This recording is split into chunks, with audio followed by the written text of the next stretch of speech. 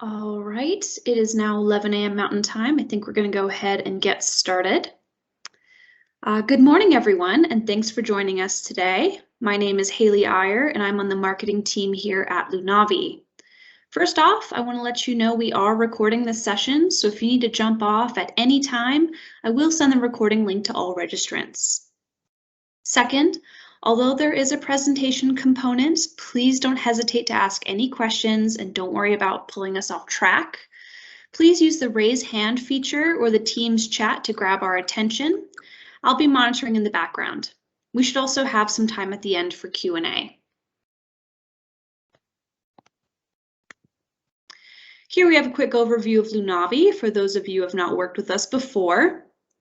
Lunavi provides digital transformation consulting, cloud solutions, custom application development, and managed IT services. We are a partner who can take you all the way from traditional co-location and your on-prem data centers to modernized cloud native applications. We are a Microsoft Gold partner and one of only a handful of Azure expert MSPs, so we're intimately familiar with the Microsoft ecosystem. Our goal is to provide a long-term partnership that helps you deliver business value from your technology.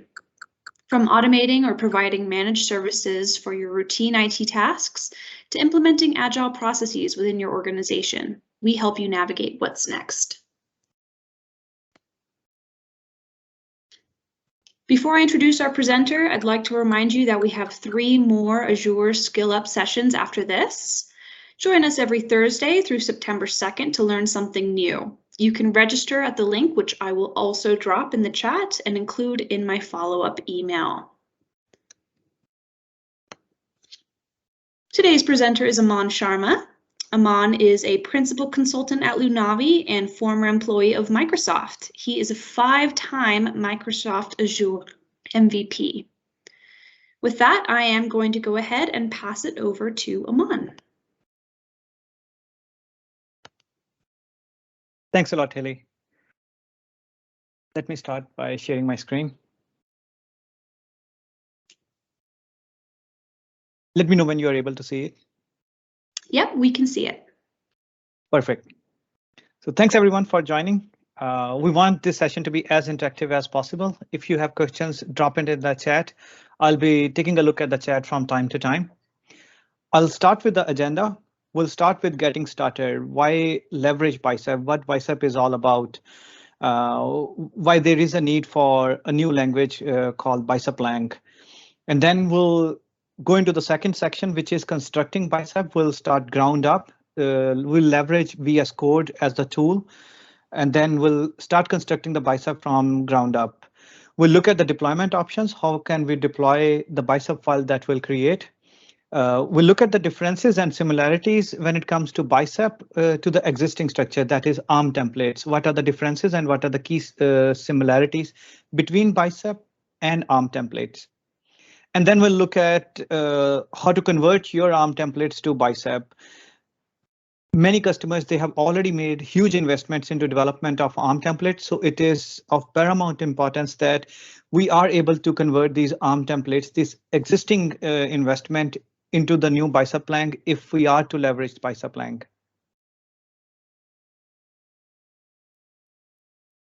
So let's start by discussing about what is Bicep. Bicep is the next generation of ARM templates. A lot of development is going into providing more and more enhanced features into Bicep Lang. It is a transparent abstraction of ARM templates. Under the hood, whenever you deploy a Bicep file, it is converted to ARM template first, and then that ARM template is getting deployed. So any resource that can be deployed via an ARM template can be authored in Bicep. There are very few known limitations. If anything, it enhances your experience. It reduces all the pain points that were there with the ARM template and makes it much more human readable. Under the hood, as I said earlier, it is translating to ARM templates. You write the Bicep Lang, you run Bicep build, it converts it to ARM template. And then when you deploy it, you don't need to deploy the ARM template, but you can deploy directly the Bicep Lang file. It deploys leveraging Microsoft ARM, the Azure Resource Manager, and it deploys your resources. It has much more simpler syntax. It has no JSON noise. JSON was meant to be a language that machine will understand, whereas a Bicep is meant to be a language that humans can understand. It has much smaller footprint when it comes to creation of the files, which we'll see later on when we'll convert an existing ARM template into a Bicep lang file. It is a modular approach to building ARM templates or to building configuration for your resources. Any Bicep file is a module by itself. It is a reusable module. That is the key feature. We don't need to create anything extra. Any Bicep file can be treated as a module out of the box. Now let's talk about installing Bicep tools. What are the overheads that you will need to do? And essentially, there are not much. You only need to install the Bicep related commandlets, and that's about it. If you have AZ commandlets, AZ CLI already installed, then that can be leveraged to deploy the Bicep files. If you have, for example, Azure PowerShell installed, you can leverage those. And the recommended tool to develop your Bicep lang files is VS Code. There is a lot of development that is also going into the Bicep extension, which we'll see soon enough in the demo section, which enables you to provide tab completion, which enables you to provide code snippets directly out of the box in VS Code if you have that Bicep extension installed. We'll look at these sections when we'll jump into the demo part of the presentation. But before we can jump into the demo, let's start constructing a Bicep. Let's look at each and individual component, what makes a Bicep file. So essentially, a Bicep file consists of following 4 key parts. The first is a parameter, second is the variable, third is the resources, and then multiple outputs. You can have 0 or many outputs. Resources is the key section which deploys everything. Parameter and variables, how they all intermingle with each other, we'll see in the upcoming slides. But these are the 4 key sections that you can have in your Bicep file. Parameter versus variable. So why would you leverage parameter? Why would you leverage variable? Both of these are reusable components that you can use in multiple locations in your Bicep file to create resources, to refer these when providing output data to end user, etc. Any input that you want end user to provide during the deployment, you would want to create a parameter for that. A parameter structure is usually starts with keyword param and then an identifier that is a name for the parameter. For example, it could be storage account name, and then type. Type could be string, boolean, integer, etc. And then optional default value. If you don't give a default value, then you have to provide a value for this parameter during the deployment. If you have an optional default value provider in quotes after an equal to sign, then that value will be leveraged and the end user will not be prompted. He can optionally provide a value, but he will not be prompted for this parameter. But basically, any input that you want end user to provide during the deployment should become a parameter. And any value that is used or referenced multiple times, but not required as an input from end user during the deployment, that will go as variable. A variable follows the same structure. That is, it has a keyword. Keyword is var in this case, then a name for the variable, a data type for the variable, and then a value for the variable. Creation of resources. Resources always start with the keyword resource and then a symbolic name for the resource. We'll take a look at a sample resource during the demo section. But any resource in a Bicep file has a symbolic name. Now, this symbolic name is very critical, and this is what provides a lot of power, lot of simplicity to the Bicep format. The symbolic name is different from the actual name of the resource. For example, when you deploy a storage account, the name would be the storage account name that gets deployed in the Azure portal, Whereas the symbolic name is just a pointer, a reference to the resource within your Bicep project. You can leverage this symbolic name to access different properties for that particular resource. You can reference that resource in subsequent resources or in the output section, leveraging its symbolic name. You don't need to use any additional function. For example, in ARM templates, you leverage resource or reference function. You don't need to leverage all those. You can simply use the symbolic name and do symbolic name.id, for example, to fetch the ID of the resource. Then for every resource, you will have a type, you will have multiple properties. The properties, they remain the same, what they are in ARM template. You can always refer ARM templates to look at what properties will be there for a resource in a Bicep file. And all this will be provided to us via tab completion, via code snippets in the VS Code out of the box. And then you have an output section to the Bicep file. The output section is any value that you want to show after the deployment is successful. You want to show this value to the end user for the deployment, then that would go into the output. You can add multiple comments to your Bicep file. These add readability to different sections. There are different type of comments. There is a single line, inline comment, and multi-line comments. We'll look at this during our demo. So before we jump into deployment options, let's switch gears and let's go into the first demo of this presentation. So here I have a Visual Studio Code opened. In here on the left-hand side, you want to go to extensions. And in here, you want to search for Bicep extension. You want to ensure that the publisher is Microsoft. And then you want to install this Bicep extension. This would provide you all the key features that we were talking about earlier. That is, it will provide you with validation. It will provide you with IntelliSense, tab completion, code snippet, etc. Now I have this installed. That's why it gives me the option to uninstall or disable this extension.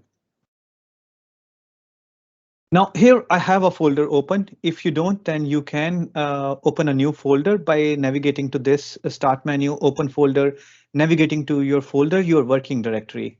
Now in the working directory, we will create the first Bicep file. So here I'll click on add a new file. I'll say storage.bicep. And as you can see, it updates the symbol. Funny enough, the symbol is of an arm showing a bicep. Now on the right hand side, the Bicep file is here. I can start creating different components. As we discussed, the 4 different components are parameters. Then we have variable. And then we talked about resources. And finally, we talked about outputs. We also talked about comments. That is what I am doing right now. When you do double forward slash and type anything, that becomes a comment. It's not evaluated during the compile time. It is just there for the readability.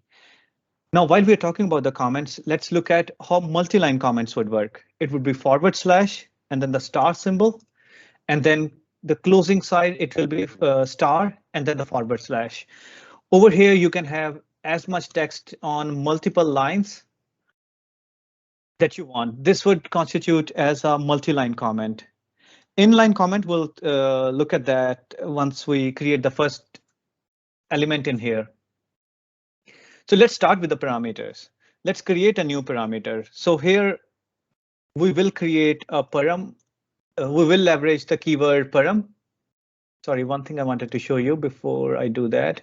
So you see this param is a keyword. It gives me the option to do tab completion. If I do tab, it completes that whole thing based on what it knows.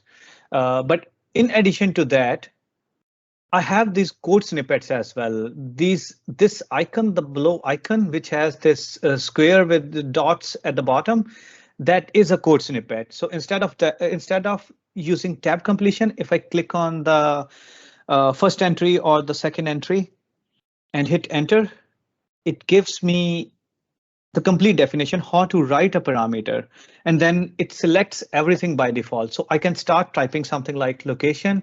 I'll hit tab. It takes me to the second entry I need to update. The type, which I'll select as string. It again gives me intelligence, showing me what other types are available. For example, I can start typing bool, etc. So here I'll select string. I'll hit tab, the default value. In quotes, I can give East US as the default value for location. Now this parameter becomes optional because I have provided it a default value. If you want, you can update this during the runtime. If you want to deploy all the resources in this bicep file to a different location, you will have the option to provide a different value to this parameter. Let's create another parameter. Let's name this as storage account name. We'll provide the type as string. We'll give this a new value as well. Let's say unique name, and then just type couple of numbers. As you know that the storage account name in Azure has to be unique across the globe, across whole Azure environment, not just yours, but other customers. The storage account name has to be unique. And then we can have some variables. As we said earlier, the variables, these are what you would want to use at multiple locations, but you essentially do not want these values from the end user during the deployment. So I'll say storage queue, and then I'll provide a value to this. Let's say standard LRS as the value. And now we come to the meat of the bicep file, that is a resource section. To do that, I'll do resource. I can even use one of the code snippets that is out there, but I can start building my own. So after typing the keyword resource, I give it a symbolic name, which I mentioned earlier is unique to bicep lang. And then it gives me what kind of resource I want. The resource type is very important. I can say that I want storage. I don't even need to type the whole name, that is Microsoft.storage in order, but I can just start typing based on what I require, and it will show me what are the options that I have. And then the way you provide the type of a resource in Bicep, you provide the type, and then you have @ symbol, and then you provide the API version. Microsoft frequently updates the API version. So when you are writing the Bicep file from scratch the first time, you want to stick to the latest API that is available. At the same time, you also want to ensure that the backward compatibility is there. That's why Microsoft has all these older APIs over here as well. I select the one that I require, hit enter, and that's about it. Now I need to provide the properties for this particular resource. Now to do that, I'll start typing the properties that I require. For example, the name. We already have the name from the parameter. As you can see, as I hit space, automatically it shows me all the values that are available, especially the parameters and the variables that are available for me to leverage. Now, immediately you can see the other difference from ARM template is I can directly reference a parameter or a variable leveraging its name. I no longer need to provide the ARM template way of doing the things. And if you remember, the way of doing that was you do the square parenthesis, you provide the keyword parameter, and then you do circular parenthesis, and then in the quotes you provide the name of the parameter or the variable. Whereas in Bicep, it's much more simpler in a way that you can directly reference your parameters and variables leveraging their names. Let's keep on building and provide more properties to this. I leverage the location parameter next. For the kind of the storage account, I'll provide the kind as storage v2. You see how powerful this is. All the values that can be input here are provided through IntelliSense. I don't need to remember anything. I can see what all values are available, and I can select the one that I require. And then for SKU, I will provide the name for the SKU. I can either select the one that I want, or I can select the variable since I have already defined the SKU in the variable. We are almost done with the Bicep template. In addition to what we have here, I also want to output the ID of the storage account, the resource ID that is. So I can do that by doing output, providing a name to the output, providing data type to the output, and then this ID, I can dynamically reference the symbolic reference that we created earlier. And you can see I can leverage all its properties, all the properties that are there on this particular symbolic link. I can reference those. In addition to the compile time, I can even reference the runtime properties. The runtime properties are the ones that are available only after the deployment. So for example, the endpoint for a blob or a table or a container will be available only after the deployment of a storage account. I can still reference those by leveraging the properties section on the symbolic link. For this demo, I will leverage only the staging.id. That is ID for the storage account. STG is the symbolic name for the storage account resource. That's about it. That's how easy it is to write a Bicep file to create a storage account. Any question anyone has? If you have any questions, feel free to post those in the chat. Now, one thing I did not mention, but we talked about is the inline comments. So just like you are having these comments, the inline comments is simply in the same line where you are providing the value, you can provide that this is the storage account name. Just similar to what you did with the normal comments, you can type the comments directly within the line. Now we have the Bicep file, but we want to deploy this Bicep file in the Azure portal. Let's talk about the deployment options real quick.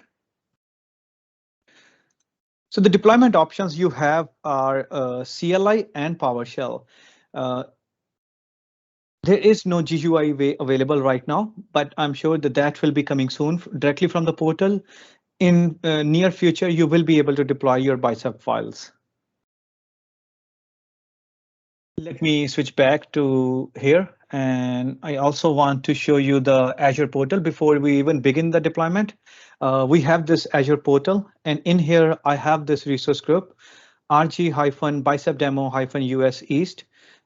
If I refresh this, there is no resource within this particular resource group. What we'll do now is we'll deploy the Bicep file we just created.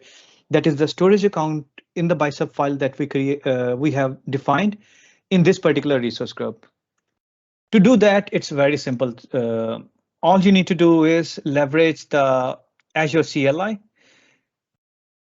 You need to log in and select the appropriate subscription. I have already done that. If you don't know, then that is simply AZ login command. And then what you want to do is AZ account set -- subscription, and then provide the name for your subscription here. I have also done that just prior to this presentation. So what you want to do is you want to create the deployment. If you don't have the resource group, you can create that as well. AZ group create, provide a location for the resource group, for example, East US, and then a name for the resource group. And then that resource group will be created. But here we are interested in creation of the deployment, that is deployment of this Bicep file. So what we'll do is this command prompt is terminal. If you don't have this, you can get this by clicking on terminal and clicking on new terminal. And then this window will show down below. You can select PowerShell, or you have a few other options. You can select command prompt as well. So here AZ deployment group create, then you provide the file, provide the group name where you want to deploy this. This was the group name we leveraged, and I'll hit enter. It will first perform the validation, then behind the hood, it will convert our Bicep file into an ARM template, and then it will take that ARM template and will deploy that ARM template into the Azure portal. Right now it is in running state. It will take about less than a minute and will perform the deployment into Azure.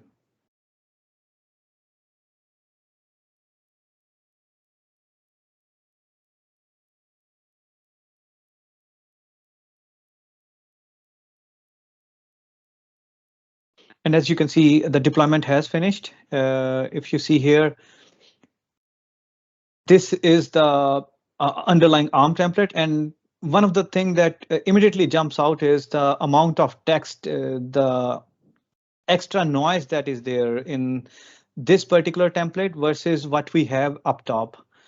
So to create the same thing, in fact, it has some deployment related entries, but later on when we'll convert an ARM template, we'll also see that there is a lot of noise in an ARM template that is not available in a Bicep file.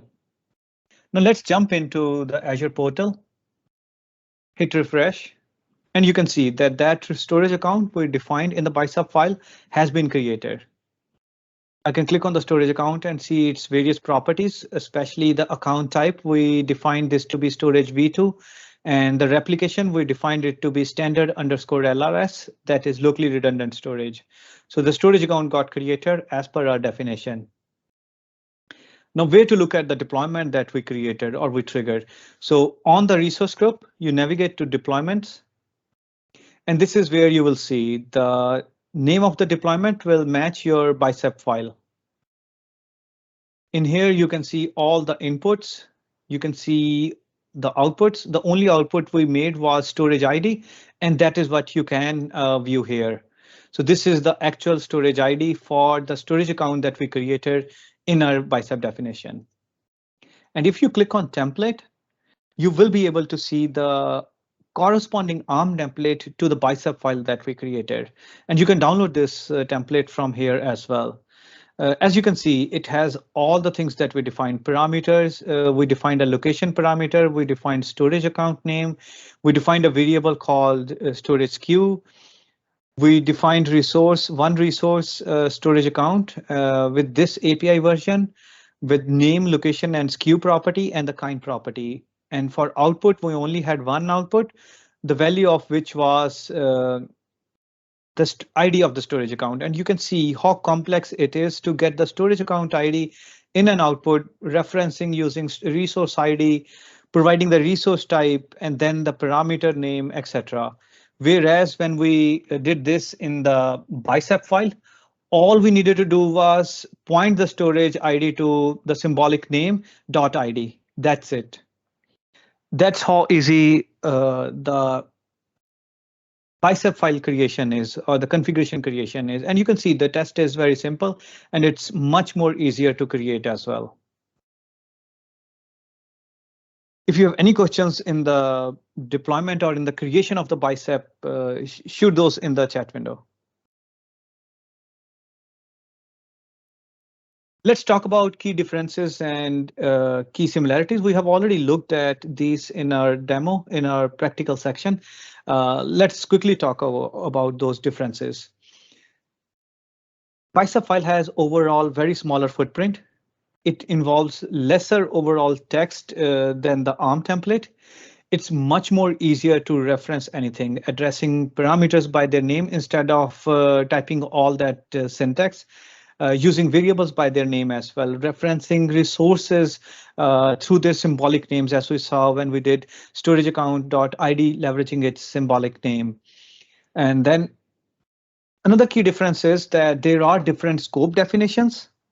You can deploy the resources defined in a Bicep file in a different scopes, and at the same time, each and individual resource can have a scope. What is a scope in a Bicep file? Scope could be your resource group where you are doing the deployment by default. That is the default scope for all the Bicep files. If you are going to create a resource group itself, then the scope for that resource group has to be something higher than the resource group. That is your subscription. You can even create a scope as a management group, which would be a combination of multiple subscriptions if we're doing some deployment or some changes at the subscription level using your Bicep file. There are two scope levels for a Bicep file. One is for the whole Bicep file. Second is you can define scope at each and individual resource level. You can have 4 resources in a Bicep file. 3 would get deployed in the same resource group, which is the default scope for the whole Bicep file. But the 4th resource can have a scope which will be entirely different from the first 3. There is a new string interpolation syntax. We will look at that in one of the demos. The string interpolation is much more simpler. You just do $ and then use variables directly within the quote symbols, directly within when you're formulating the syntax, the string. Similarities are that the underlying API is same. When you are doing the deployment, in fact, it transliterates any Bicep file into ARM template, and then it leverages the ARM APIs to perform the deployment. If you are leveraging a parameter file, with the parameter file structure, nothing has changed. You leverage the same parameter file structure as you do with an ARM template. As behind the hood, the Bicep file is being translated to an ARM template. So the parameter file in the same structure can still work. And the parameter file structure, even with ARM templates, is still very simple. That is, your parameter name equals the value that you want to provide. That's all there is to a parameter file. Any valid ARM template function is still a valid Bicep function. You can still leverage, for example, resource group dot location. All the ARM template functions that are there in ARM template world, those still apply in the Bicep world.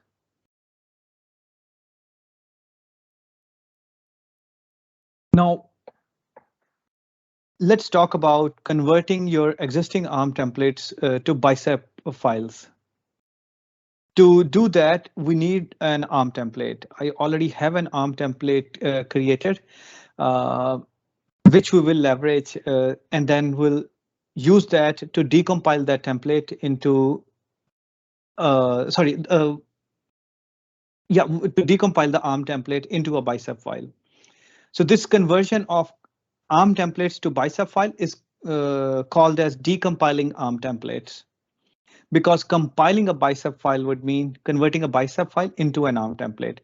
The command is very simple. It's bicep space decompile, and then you provide a path to the JSON file. This decompiling process, Microsoft documentation says that it's a best effort basis process. You still need to understand what the different Bicep components are, how Bicep works. If you have something complex and the Bicep decompile command is not able to perform the conversion. Another option you have is something called Bicep Playground. You can leverage the Bicep Playground. It's a web app. You upload your JSON files and it shows you the corresponding Bicep file. And then there is a manual conversion. Now that you know that how a Bicep file is constructed, it has parameters, it has variables, it has resources and outputs, then you can perform manual conversion. Let's look at how the conversion will work. Here I am in the Bicep file. Let me bring a JSON file in here. So what I'll do is I'll create a new file.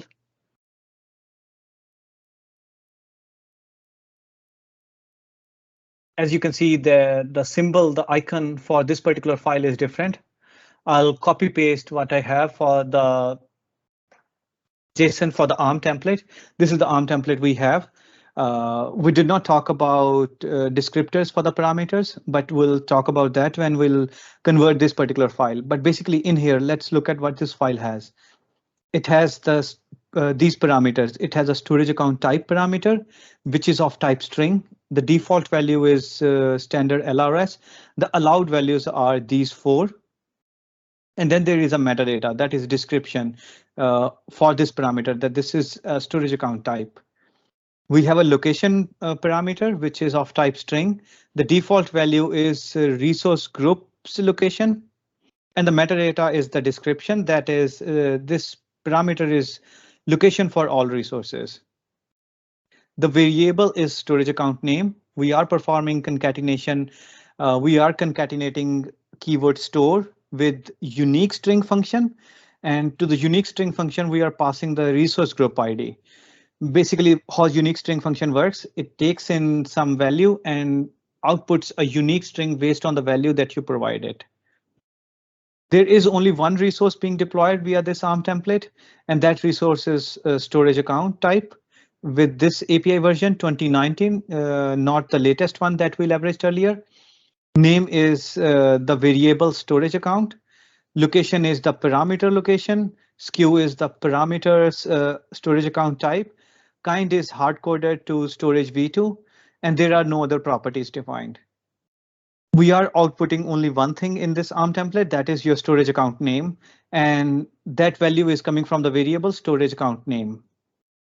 So this is the ARM template we are going to decompile and convert into a Bicep file. So to do that, all I need to do is do Bicep, decompile, and then provide the path of the JSON file that we want to decompile. And as you can see at the bottom, it says decompilation is a best effort process as there are no guaranteed mapping from ARM JSON to Bicep. This is what we were discussing earlier. And on the left hand side in the folder, you can see that the decompilation process, it created a Bicep file for me. I can click on that file to look the contents of that file. You can see that there is a parameter, storage account type, with the default value as standard LRS. These are called descriptors for the parameter. The descriptors provide additional information to a parameter. You can have any number of descriptors. There is no restriction to the number of descriptors that you can provide. So there is one descriptor for description. Descriptor defines what the parameter is all about.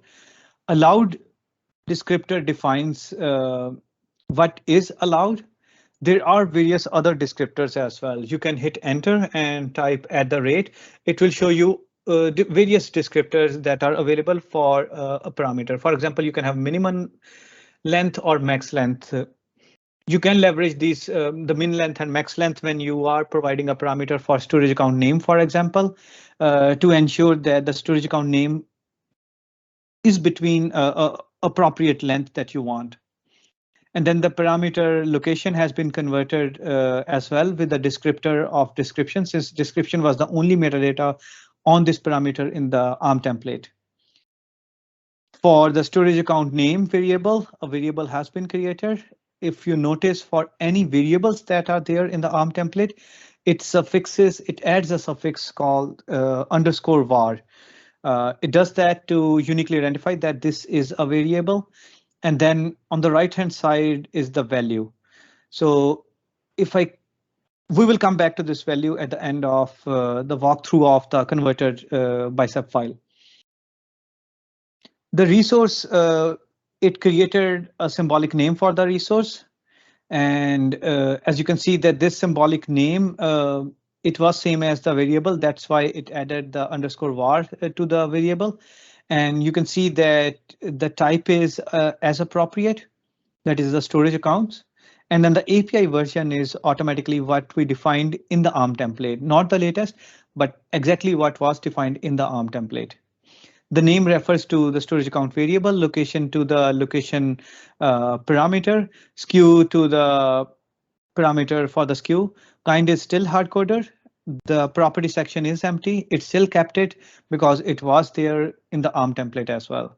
And the output is much more simpler now. It is simply referring the storage account name variable. Now in here, in the variable, coming back to this is what the string interpolation is all about. So let's switch to ARM template and let's see how it was being done over here. Let's for a second copy this whole line and bring it back to the Bicep and add that as a comment so that we can have one-to-one mapping, and we can see both the things at the same time. So in the ARM template, you need to leverage concat function, and then you need to provide different components of the string. You are saying that the storage account will be concatenated with this particular variable, whereas in a bicep file, you can have something like, let's say, var storage account alternate name equals, and then you can start forming your string. You can have prefix as store, and then you can refer any variable. For example, if you want to refer location variable, you want to leverage that, you can do dollar and then curly braces, and then it shows me the IntelliSense for all the different options that are there. That is all the different variables or the parameters. I can leverage those.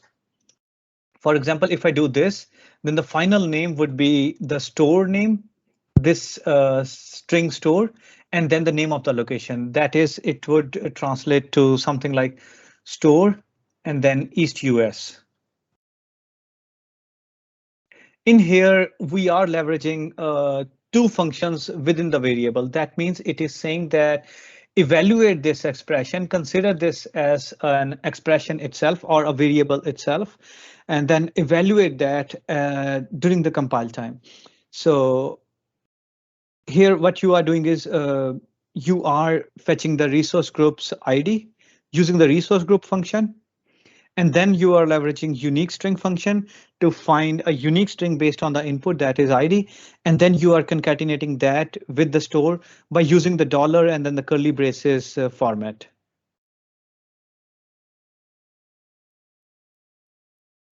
That's how the string interpolation works within the Bicep files.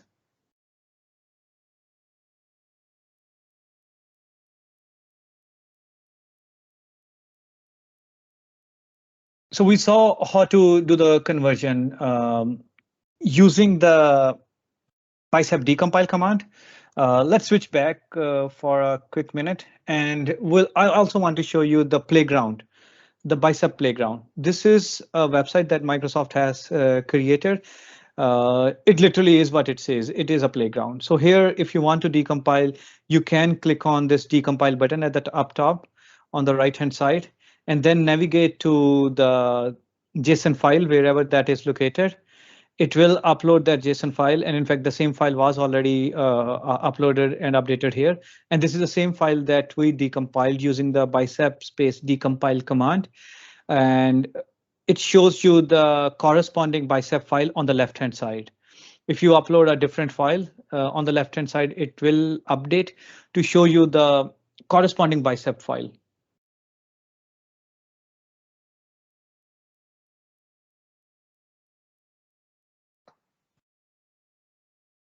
Proceeding ahead, let's quickly take a look at the advanced concepts. We saw some of these.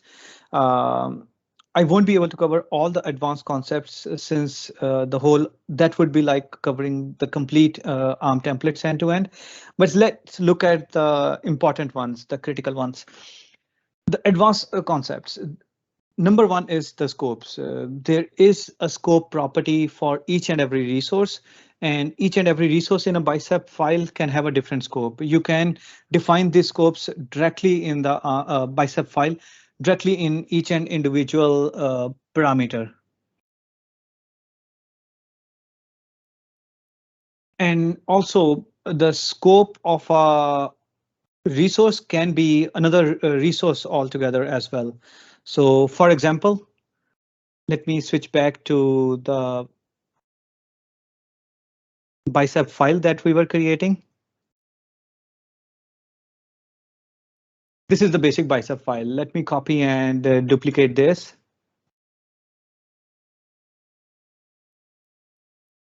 I'll name this as with scopes. So now in here, we have the storage account. I can provide it a scope as well, the scope property, and then I can provide the name of the resource group, for example. That would become the scope of this particular storage account.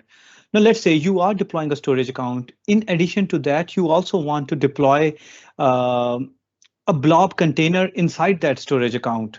So how would you do that? So let's say that we are doing this particular deployment. You have two ways of doing that. So the first would be, let's say we provided a symbolic name as blob, and then we say that this is inside the blob service, it is a container. And then let's leverage the latest API, the container. Now for this particular container, we can provide the name. And when you are providing the name of the container, right here, using the string interpolation, we can reference the staging or this STG storage account. So how would we do that? For string interpolation, as we discussed, you use the dollar symbol and then the curly braces. And then within that, you refer that particular storage account. Then you provide the name of the blob within that particular storage account. Now, in addition to this, this is simply by referencing the symbolic name. Now, in addition to this, let's create a resource which is altogether a different resource, but at the same time needs a scope for the storage account specifically defined. So one such resource is a lock resource. You can add locks to your resources, for example, a do not delete lock. Let's create that. So the locks are authorizations, and then provide an API for that. Provide curly braces. So what we are doing is we are going to add a do not delete lock. We'll provide a name for this. We'll say don't delete. We will provide a scope for this. And in here, the scope would be the other symbolic name, that is your storage account. So this resource is not going to be deployed at the resource group level, but is going to be deployed onto the storage account. Then let's provide one property, which is what kind of level you need. And then the level is it could be cannot be deleted, not specified, or read only. Read only will make your storage account inaccessible for any changes. You can only read it, but you cannot make any changes. The lock we require is do not delete lock. So this is the resource. Let me add 5 at the end to make the name more unique. Before I deploy this, let me navigate back to the portal. I'll navigate to the resource group. And I'll delete this particular storage account that is already there. I can even build onto this particular storage account, and the additional resources that we are creating will get created onto this existing storage account. But for simplicity, I am going to delete the storage account and deploy this from scratch. So here, let me clean everything. And let's do the deployment of this particular file. This is a storage with scopes .bicep. I'll do the deployment. So in here, we leveraged a couple of advanced concepts. One, we saw the scope, how it can be defined at a resource level. The second, how you can do the string interpolation and still refer the resources. And third concept, which we are going to see just now in a short while, that this bicep file is very unique. You observe that this lock resource can only be created when the storage account is present. This blob can only be created only after the resource, that is your storage account, is present. So essentially we need to define depends on attribute for this blob resource as well as this lock resource, that these resources depends on your storage account. Without the storage account, you can't deploy these resources. In ARM template, you do that by providing a depends on attribute. In here, that is automatically taken care.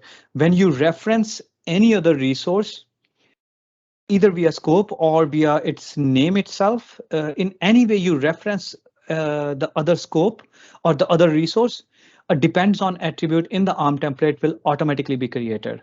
Now that this has already executed, we can look at the ARM template that was created.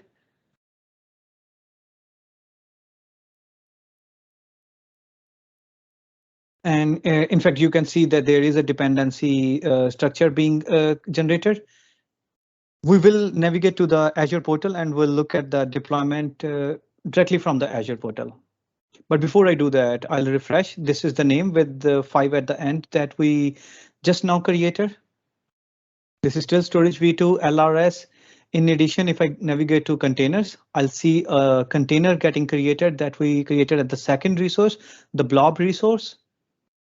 And then if I navigate to the logs section, you will see that there is a don't delete log that we created.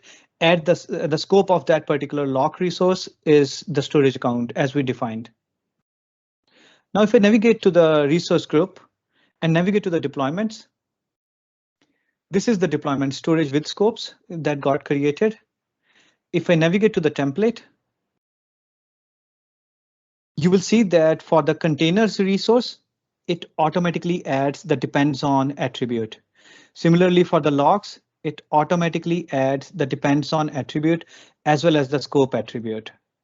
So this is very unique. You don't need to define any depends on attribute in your Bicep file. If you are referencing other scope or other resource, it automatically adds the depends on attribute. It automatically understands that you need that resource deployed before you can deploy your secondary resource. For example, the logs or a container in this particular scenario.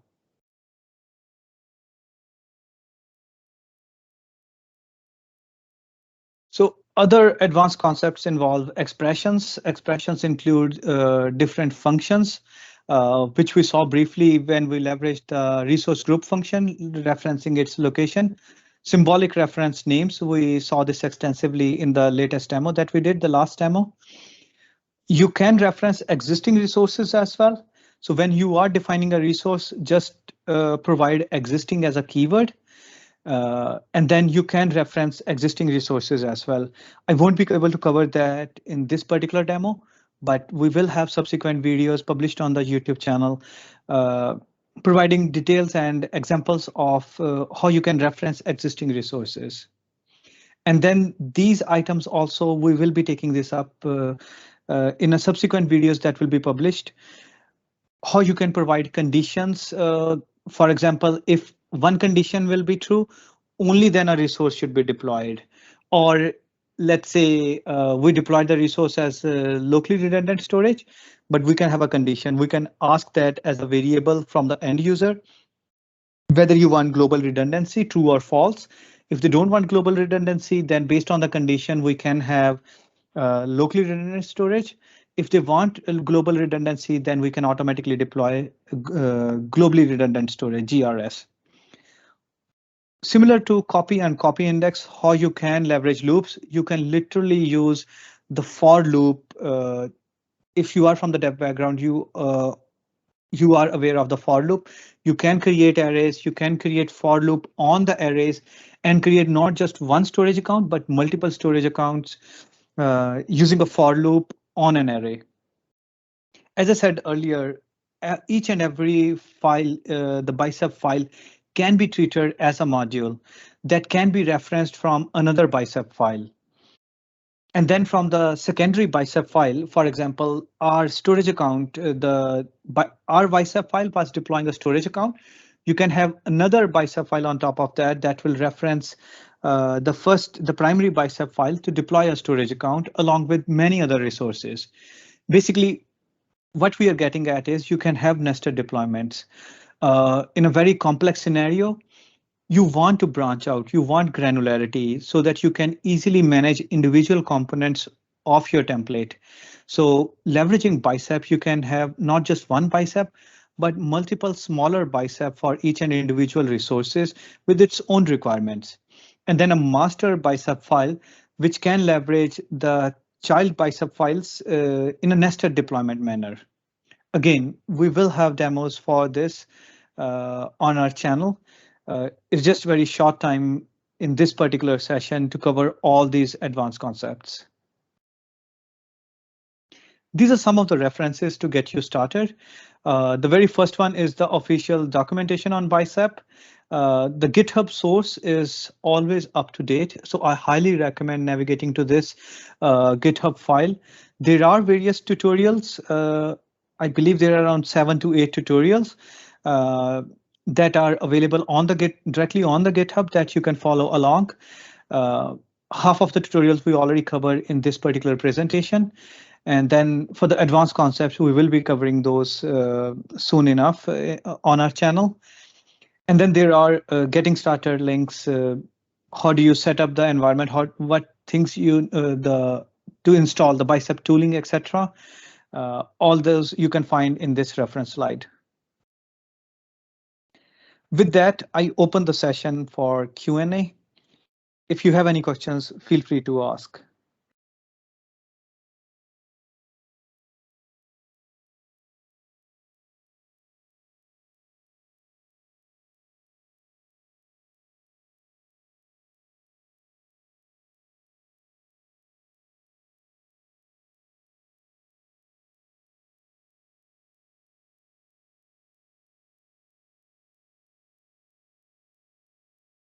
Thanks, Jeremy. Thanks for that comment and thanks for attending. So if there are no questions, I hand it over back to you, Haley.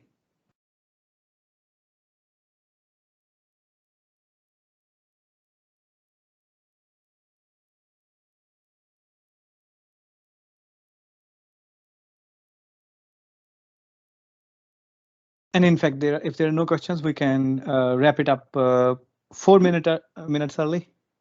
Sure thing. Thank you all for participating today. If you look previously in the chat, you'll see we have the link for signing up for the remaining webinars. If anyone has any questions, you can send it in the chat and we can always pass it along to Aman to follow up. Keep an eye out for the recording. It will be sent along in an email following this. Okay. And I do see we have one person typing out in the chat. Let's just see really quick if there's any other questions.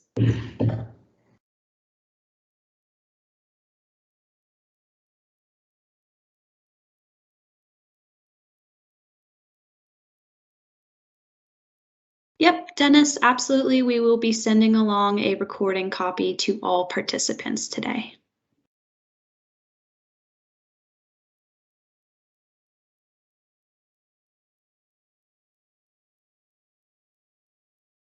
Thank you, Diego. We were happy to have you. Keep an eye out for the next one.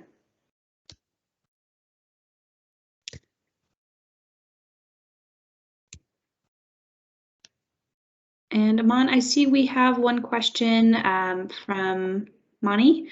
Can this be mixed or is it compatible with Ansible?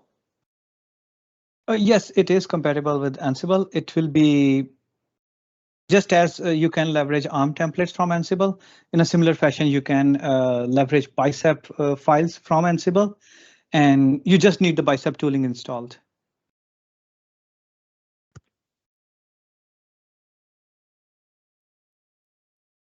Great. All right, if there are no other questions, we can go ahead and close up the webinar. Do look out for the registration for the next webinar. Okay, that will be next Thursday, and thank you all for attending. Thanks, Aman.